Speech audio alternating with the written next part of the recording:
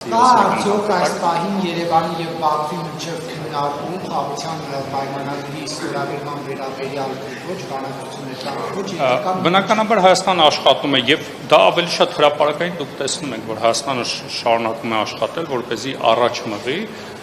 խաղաղության համաձայնագրի ստորագրման գործընթացը, այսինքն տեքստը այլևս համաձայնեցված է եւ մնում է ստորագրությունը, այսքանը եւ վերջին եւ խնդրում եմ վերջին հարցը եւ վերջին Հայաստանի Հանրապետության սուվերեն տարածքից խաղաղության պայմանագրի ստորագրումը այդ հարցին բազմաթիվ անգամ տարբեր մակարդակով անդրադարձել ենք դելիմիտացիայի շրջանակներում այդ հարցը հասցեագրվելու է։ Եթե պատրաստ եք ստորագրել, ինչու՞ չի հրապարակում այդ համաձայնագիր գծիկ պայմանագիրը, պարոն Գրիգորյան, որ ժողովրդի իմանա ինչ է ստորագրում Փաշինյանը։ Ինչու է ժողովրդի տակում պահում ստորագրելուց առաջ որ հրապարակում։ Նախ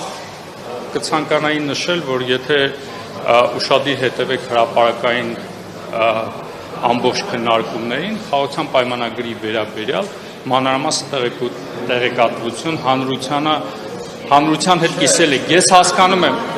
խնդրում եմ, սպասեք։ Քանի որ խաղաղության պայմանագրի վերաբերյալ ամբողջ գործընթացի վերաբերյալ հրապարակային կիսվել ենք, ես հասկանում եմ, որ հանրային հետաքրքրություն կա պայմանագիրը ավելի մանրամասն իմանալու համար, բայց հաշվի առնելով, որ դեռևս օրի եւ տեղի մասով համաձայնություն չունենք, շարունակում ենք աշխատել, երբ որ լինի հրապարակային նաեւ տեքստը կներկայացնենք հապաղման ադրբեջանական կողմից ոչ թե հապաղման ավելի շատ դիվանագիտական մոտեցում է հարցին